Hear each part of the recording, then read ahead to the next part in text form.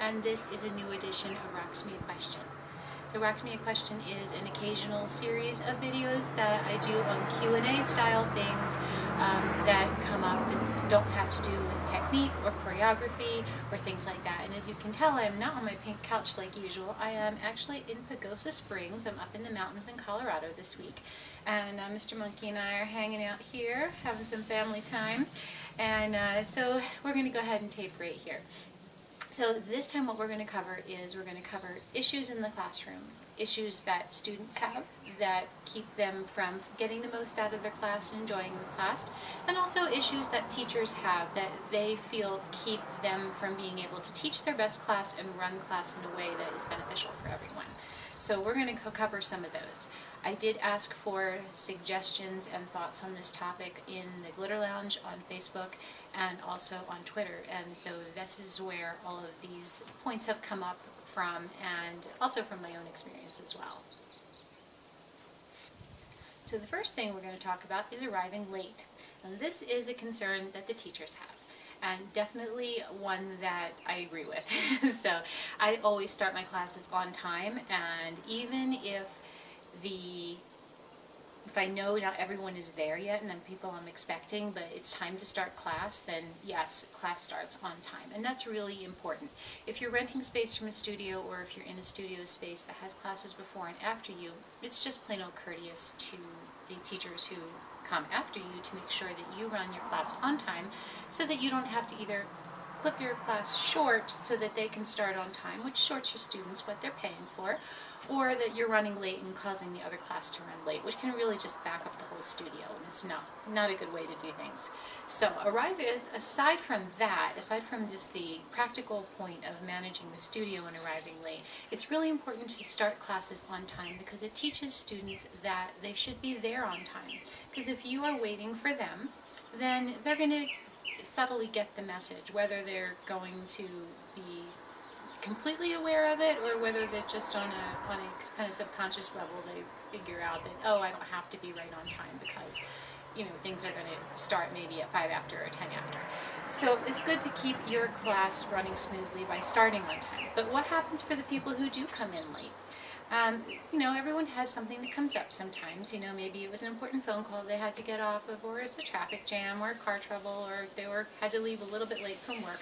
So usually these things are not really too much of an issue. But if you do have, and now I'm talking to you teachers, if you do have people who are chronically late arriving and don't really probably have any good reason that you think of, then one thing that I like to do to kind of stress the importance of being on time is to kind of front load class. So what I'll do maybe is take something that's very important for when I'm teaching that night, and I will teach that thing first. And then we'll go on with the other things, and then I'll say, okay, let's go back to that thing that we started class with. They're going to kind of be a little bit out of sorts and realize that they have missed out on something by coming in a little bit late. So okay, maybe it sounds like a little bit of a trick, but if you really need some way to reinforce the importance of being on time with your class, then that is one way that you can do it. Also, it's important, of course, because warm-up is important, and have your dancers dancing safely, and for you students to be safe, you want to make sure you get there on time so that you can have a proper warm-up. So the next concern, and this was probably the most named thing from both students and teachers, is students talking in class. Now, it's great to take class with your friends, and it's really a lot of fun, and we love having friends together in classes as teachers, because everyone's having a good time. But when people are talking in class, that really does disrupt things on both ends. I have heard from many students who say that people talking near them is distracting to them, and it keeps them from fully focusing on what they're doing.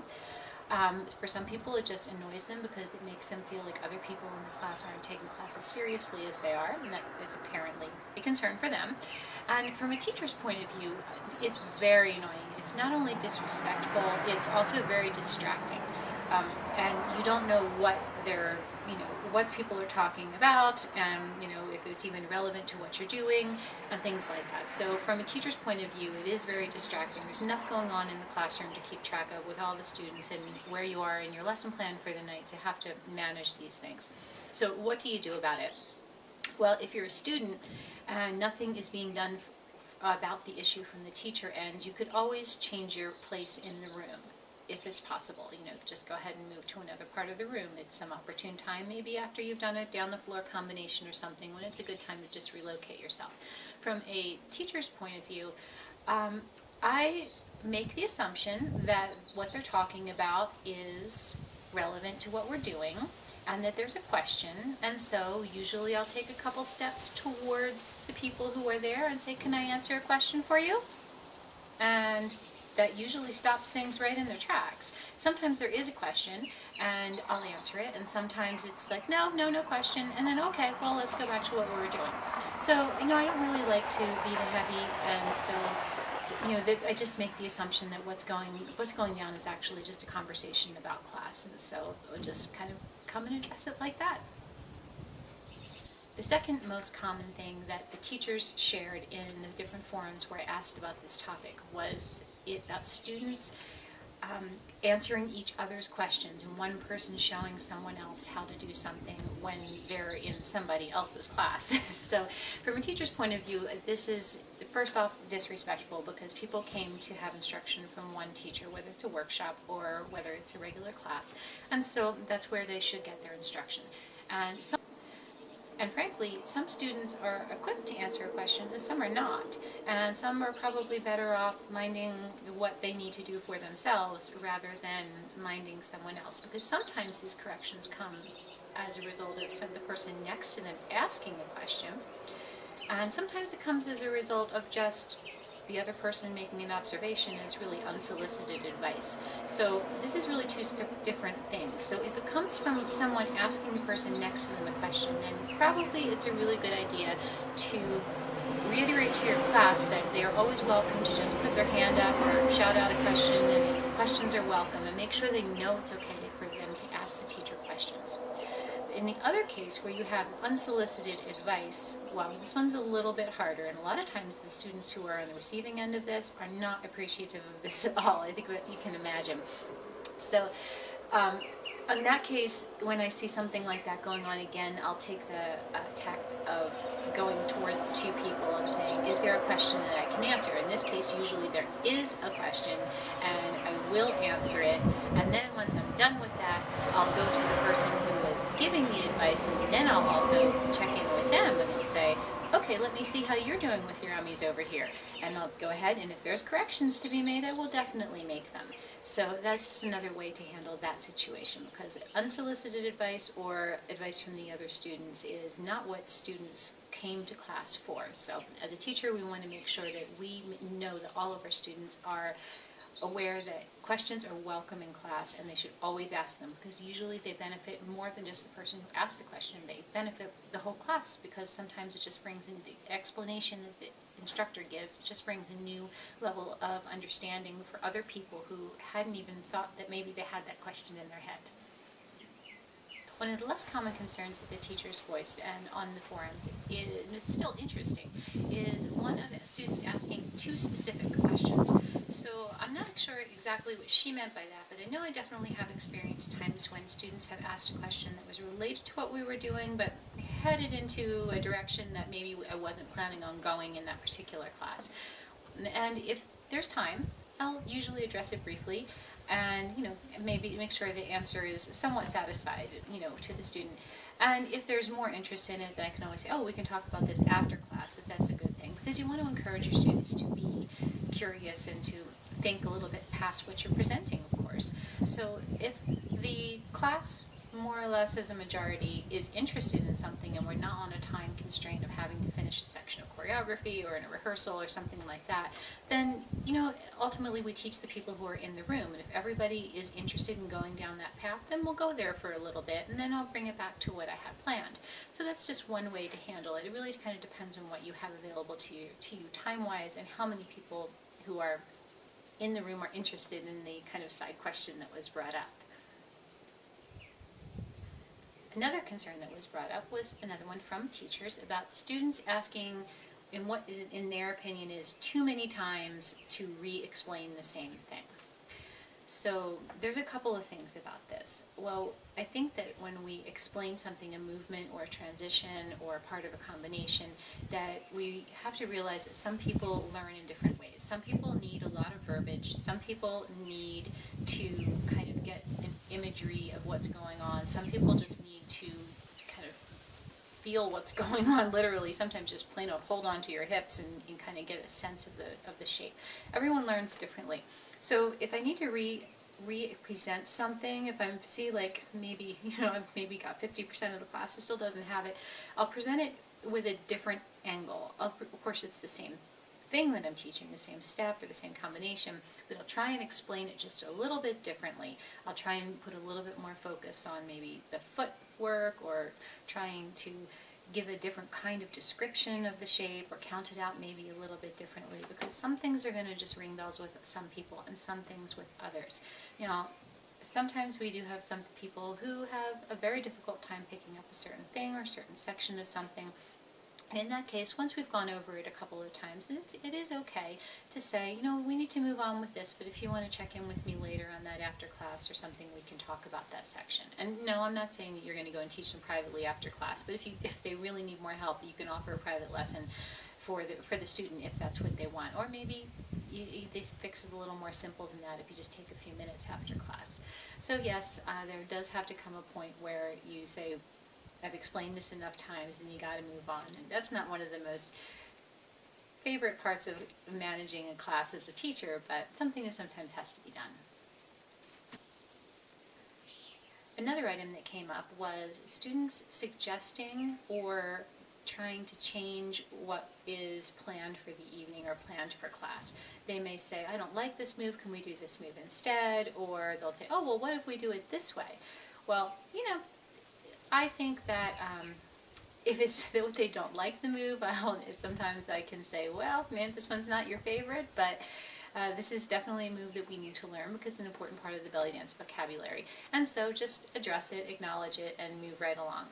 Sometimes students come up with suggestions, and I'm all for this. I'm not saying that I always follow them, but I'm all for having them think about something, and if they say it courteously enough, to say it out loud, that's fine. I'll be like, hey, yeah, that would be a really nice, option to have something different with the arms there. I like that. This time we're going to do this.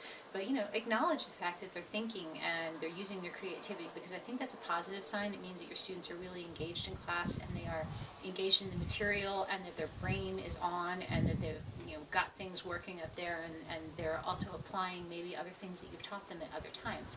So I never shoot that stuff down, and occasionally, if everyone really likes something and everyone was like, oh wow, I really like that, I'm like, yeah, let's do the combination this way, and then we're going to try it that way, after we do it this way, just for fun. So I think that's a good thing, because I think it's good to validate your students' interest. Now, of course, you can't let that kind of thing get out of hand, but once in a while, and this really doesn't happen very often, you have to keep your class running smoothly. But if it doesn't happen too often, and it seems like a moment where you can acknowledge it, then that's a good thing to do. It makes everybody feel good. One of the other concerns that students have was teachers not actively managing the space. Sometimes you get students who have positioned themselves in the back row and they wind up getting danced into a wall, or if they're off to the side and they get danced into the wall or practically out into the hallway of the studio. And it's the teacher's job to manage the space, not just as far as rotating lines, which also in a deep room is really helpful for students, and also lets these students who are in the back of the room, who may have self-selected to be in the back of the room, to kind of just try and let them feel what it feels like to be further up in the front of the room, and that you don't have the people who always plant themselves in the front of the room, always dominating the room, and give them a chance to get in the back. So it's nice to rotate your rows for sure, but whatever you're teaching, make sure you start your students in a place where the pattern of movement is not going to run anyone into a jam. So if you're going to do a movement that mostly travels to the right and a little bit forward, start your students back a little bit and off to the left, so that the people on the right-hand side of the room aren't going to wind up doing their steps really tiny and up against the wall practically, so that they don't hit their arms on things. So you need to think about these things, where you're headed, and then start your combinations in the opposite direction, so that everyone can finish the entire combination without feeling squished. And rotating the rows again, like I said, is really good to keep people being very engaged in class, having them a different view of class, to not have someone in front of them directly to follow, and they're just, following with the mirror and the teacher. They have a better view. Some people don't feel like they have the right to be in the first row of class for some reason, and I don't really get this because it's not something that I really think is even valid as a teacher, but obviously people feel this way. They think, oh no, I need to be at the back because I'm new or because I'm not very good at this. Or the front row is not necessarily a place where you earn your spot, in my opinion, and other teachers may differ with this, and students may differ as well, but it's just another place in the class. And I think that everyone should cycle through that front row and feel what it feels like to be up there. It is different, and you don't have people in front of you to follow, but it's good to rotate the rows and let everybody have that experience and know that just because you're new in class doesn't mean you're relegated to the back row. So those are a few of the things that were suggested, like I said, in the Glitter Lounge on Facebook and on Twitter as far as student and teacher concerns in the classroom. So I hope that these things are helpful to you, and maybe if you are a student or a teacher and you haven't had an opportunity to talk to other people about this, no, you're not alone. These things happen in classes all over the place, and people talk about them when they get together, and you realize that the experiences are pretty much shared. So I hope that these suggestions for things help your classes go better, teachers and also students. I hope that this lets you understand the process of your class a little better and to speak up. If you're a student and you're having a concern in class, I would urge you to go ahead and go to your teacher after class when you have a moment and just get her attention for a moment and say, I just really felt distracted when this happened in class, or something like that. Just keep it respectful, keep it simple and to the point. It doesn't need to turn into a complaint fest or an accusation. Just let them know how you feel and how your experience of class is going, because I know as an instructor I definitely want to know these things, and I truly appreciate it when students do come and say something, and instead of just having a bad experience in class and deciding they don't want to come to class anymore. That's the worst, because if it's something that can be dealt with and you don't even know it's bugging someone, it's much better to just go ahead and learn about it and deal with it. So you guys, I hope you all have enjoyed this and have a wonderful week, and I will see you California and East Coast in just a couple of weeks. All tour dates are open and up for registration, so go ahead and check my webpage down there, because Mr. Monkey and I are coming your way. Have a good one. Bye-bye.